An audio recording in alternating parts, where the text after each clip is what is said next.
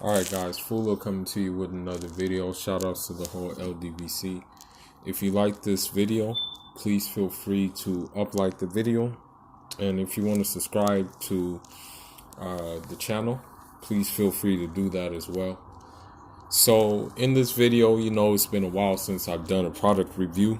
So I'm going to review two products basically. And if you know me, you know that I'm a coffee connoisseur, but I limit my coffee drinking. I don't drink coffee every day. Like I'm not the type of nigga that be like, oh, I need my Starbucks for the morning, or oh, I need my coffee bean for the morning. Like I drink it like in a moderate way, but I still like to drink it regardless.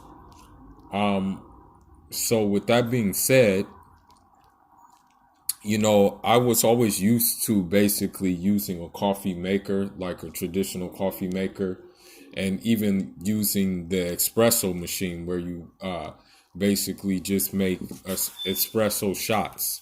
You know what I mean? I was used to that way of making my coffee, but I decided to switch it up, and I decided to not only roast my own beans, but I decided to grind my own beans too. And so I think I said, what better way than, trying some Eritrean coffee, doing it the way they do it, because as I said before, I'm from West Africa, but I'm open to like all the other African cultures, and especially the African cultures who have a revolutionary undertone with what they're doing, you know what I mean? So I'm open to those cultures, and I actually again, am planning on visiting Eritrea like probably this summer, inshallah. And I'm like I was in Cuba. I'm not going to be in like sit up in no hotel or anything like that. I'm going to be with the locals, you know what I mean? And as I said before, even before I met Nip, and got acquainted with him, I always, my interactions with Eritreans were always good, my interactions with them were always cordial. They were always fraternal interactions, and that's what I really appreciate. Because I'm not going to lie, like, I never really heard of the country that much before until I met some, when I was in London, and then I just got more acquainted with the country of Eritrea. And then I got acquainted with the struggle that they went through. And then I started learning aspects of their culture. And so I figured, like, why not, like, take this aspect and not be a culture vulture, but be, like, as an African, learning about, like, just different cultures on the continent, and so I decided to like get this. And it was funny because you have to get these things from like a Ethiopian market. Sometimes they call it a Habesha market. You have to find them there. And the thing is about it is like, if you come across an Ethiopian working there, they'll try to sell you the one. They'll try to sell you the one. They'll try to sell you theirs over the Eritrean one. It's like they really were trying to push me to buy the Ethiopian one. The difference between the Ethiopian one and the Eritrean one is the Ethiopian one, you can pour the coffee like from the from I want to say the from here, like how you pour like a teacup, like a tea kettle. It's like that, but the Eritrean one doesn't have that one. And so the lady, she was like really trying to talk me into buying the the Ethiopian one, but I'm like, nah, I'll just take the one without the kettle. And so yeah, that's what happened. And so then I bought the coffee seeds, the coffee beans, I should say. These are Ethiopian coffee beans. Honestly, what I'm gonna do in the future is, I'm gonna get probably some Yemeni coffee beans too. Check those out because I've never had Yemeni coffee before. But anyhow, this is like a smooth. This is like, I find that like roasting your own beans and grinding your own beans, it makes the coffee taste very, very smooth. And so using this as well, using this, I know there's a name for it, but I really don't. I don't know the name, and I don't want to bastardize the name. So using this, you kind of taste the difference in the coffee because it's cooked with this instead of cooked on like using steel or using like plastic. You kind of taste a different taste in it because it tastes like I want to say it just tastes smoother, basically, because this is made out of clay, and it's crazy. It's handmade too. That's the thing about it. So that's the first thing about it. The second thing is I found out that Eritreans, they put ginger in their coffee, and so that's with these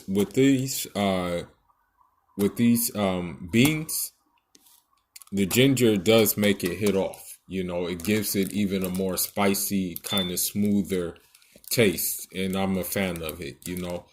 What I like about coffee is not necessarily it being strong. It doesn't have to necessarily be strong per se, but I like it when it's smooth.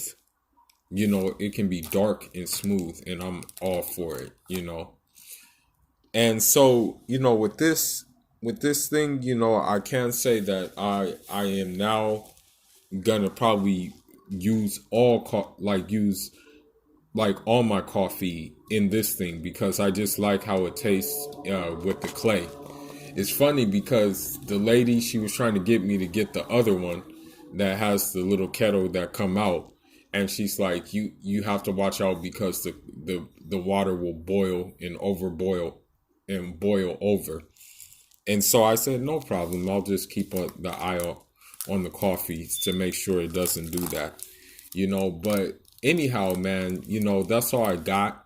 If you're into these kind of things, if you're into like ethnic coffee, and if you're into to this, then I do encourage that you maybe like try to roast your own beans, put some like ginger in it, and use one of these. You can find them at your at Ethiopian markets, maybe some even African Caribbean markets have them as well.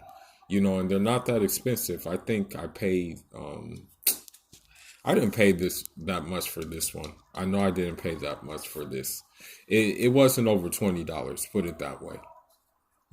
And this is cool because now I can roast all types of coffee in this thing and make all types of coffee in here.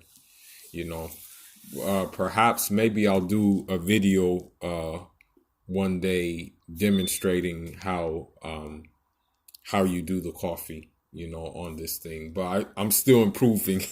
I'm still a work in progress. I only did it one time, and the time I did do it, it came out pretty good. I'm not gonna lie, it came out cool. But I'm still working on it. I'm still learning. But anyhow, that's all I got for now, guys. Leave your thoughts, leave your comments. Fula signing out. Njarama. And again, I said, and one more thing, so, I do have, I don't play favorites. Don't get it twisted. I don't play favorites at all. I look at your actions and your intention and your character, no matter who you are, you know. But I do have an affinity, towards, Cubans for what they done and just going to Cuba. My own people, Guinea, Bissauans, Cape Verdeans, Senegalese, Venezuelans for their process and how they carried it out. Antiguans and Dominicans, and what I mean by Dominicans, I mean not from Dominican Republic, but from the island of Dominica,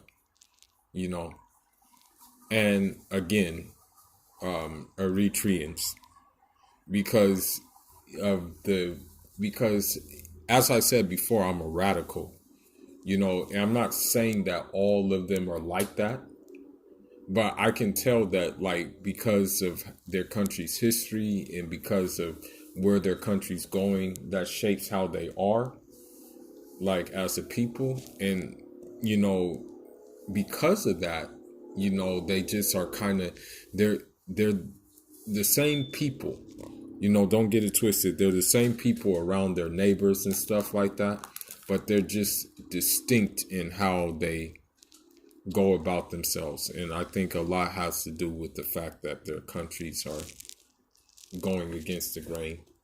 And I can kind of appreciate that a lot, because I wish my country would do the same thing.